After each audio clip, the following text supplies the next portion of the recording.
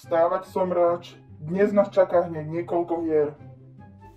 Ešte chvíľu. Aspoň do 11. No dobrý ráno.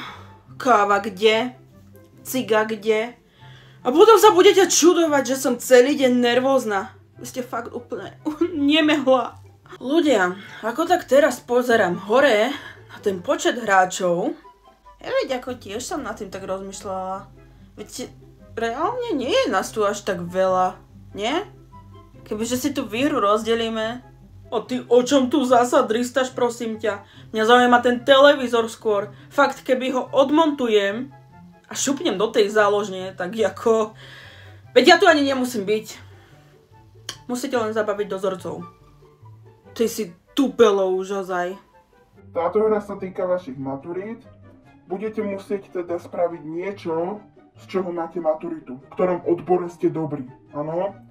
Napríklad elektrikár a maturitu z elektriky, takže bude musieť zapojiť elektriku. Účtovníčka zase bude musieť spraviť daňové priznanie. Však ale ja maturitu nemám. Ale máte výučný list. Aj to sa ráda. Počkajte. Ja som maturovala počas covidu. Nemôžem si zobrať žolíka? Žiadne výnimky.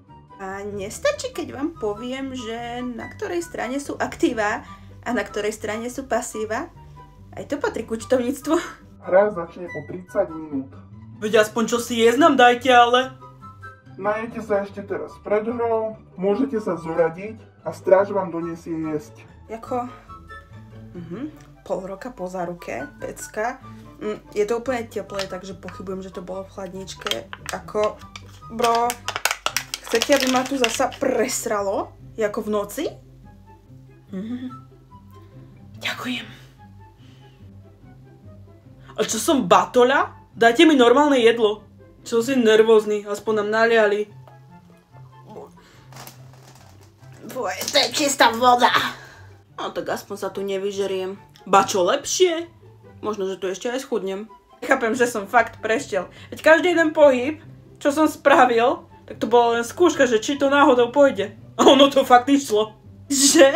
Veď ja si ani nepamätám, ako sa z účtovníctva účtuje napríklad... Čo ja viem? DPHčka? Neviem. Ale som tu, prešla som, takže som spokojná. Nie je tak ľúto tej baby, čo vypadla. Už teraz mi chýba. Veď sa ukľudni. Keď odtiaľto odídeme, tak s ňou kľudne môžeš zbehnúť na kávu. Dajte si pozor na každého vypadnutého, nie že vám ujdu, musia tu zostať. Jak majú nejaké zlaté zuby, alebo čo, vytrhať a potom doniesť mne, samozrejme. A čo sa týka ich, tak ich hoďte pekne na 12 za minimálku a budú tak fungovať až do konca života.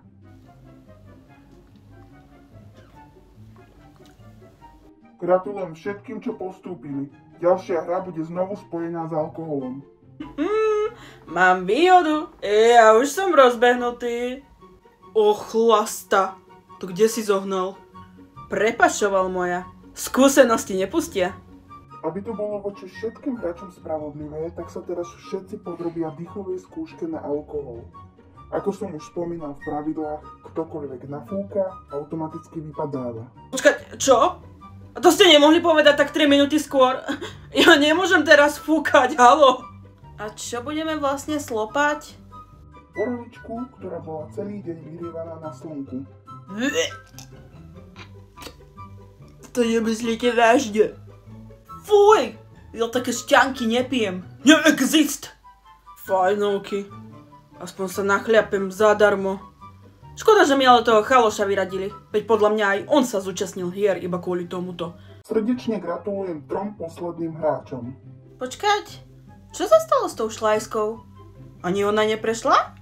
Vypadla, pretože ju momentálne potrebujeme niekde inde. Pre teba máme teraz prichystanú inú robotu.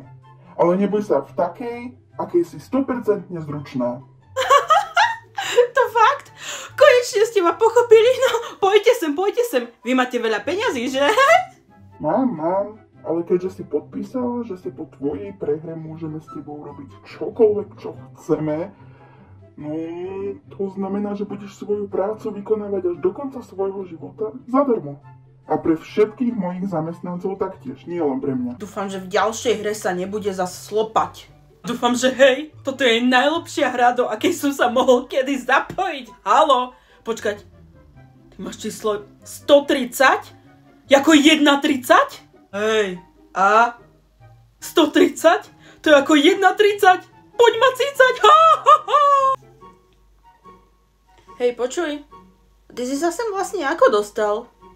No, keď za mnou prišiel, tak som si pôvodne myslel, že to je len ďalší somrak, hej? Tak som sa ho snažil ignorovať, no lenže potom na mňa vybral tie papiere a ja som bol zvedavý, že čo? Papier? A to čo si ideme stavať z toho? Loďky? Lietadielka? Ty alebo jak sa to volá, to nedopeklo? Povedal mi, že ak vyhrám, tak mi dá veľkú cenu a mne hneď napadlo, že čo ak mi dá čučo? 2 litre čuča, tak hneď som hral. No tak ty si fakt vybavený. Tak k vysvetleniu poslednej hry. Počkajte, sekundičku. Asi ide na mňa ten ranný tvaroch. Môžem si na sekundu odskočiť? Sekundičku, ja som vravela, nedávajte nám to na raňajky. Túto hru by som nenazval lepšie ako slovenská hádzana. Kto vypije najviac poldecákov, tak ten samozrejme vyhráva hlavnú cenu. To fakt? Zarobeno! Chcem vás upozorniť na opatrenie, ktoré sme teraz zaviedli, takže výhercovi budeme hneď po skončení hier kontrolovať vačky. Kvôli tomu, že iba za tých pár dní, čo tu bolo, prebehlo niekoľko desiatok krádeží. Neuveríš, čo sa mi dnes stalo? No dávaj, počúvam. Stretla som dnes na stanici takého fešáka. Pokračuj, toto ma zaujíma. Čo s ním? Hrali sme spolu takú hru. On ťa balil? Čo? To nemyslíš vážne? Dúfam, že si na ňo vypýtala číslo. A teraz ma počúvaj. To je na tomto úplne najlepšie. Kamo, reálne som mu ani len nenaznačila, že by som chcela kontakt na neho, hej? Absolútne nič. A on mi dal jeho vizitku? A volala si tam už? Nie, hanbím sa. Tak volaj. No, ale za taký FaceTime s ním by som sa ale že absolútne nesťažovala. Celý čas so mnou flirtoval, ale že celý čas. Dokonca navrhol, že ak by som prehrala, tak ma aj prefacka. Romantik, nie? Taký tvrdý. Bad boyov zbožňujem. Kámo, však aj ja. Ale nič som neprehrala, ani jednu jedinú hru. Možno preto mi dal na seba kontakt. Možno chce vedieť, či som taká súťaživá aj in real life? Tak volaj. Hneď. Zdravím, pane. To som ja, čo ste ho stretli na stanici. Ste mi dali svoje číslo, pamätáte si, nie? Ako sa máte? Čo máte nové? Meno, priezvisko, rok narodenia. Kamo, nepamätám si, že by mal takýto robotický hlas. Možno sa snaží byť tajomný. Zadajte nám tieto kontaktné informácie a my vám povieme adresu, kde vás vyzdvihneme. Budem mať dnes rande! Skúsim mu aj ja zavolať. Nebude iba Verona vyhrávať tých najpritežlivejších chlapov. To máme teraz spolu ako rande? Zahráme si ruskú roletku?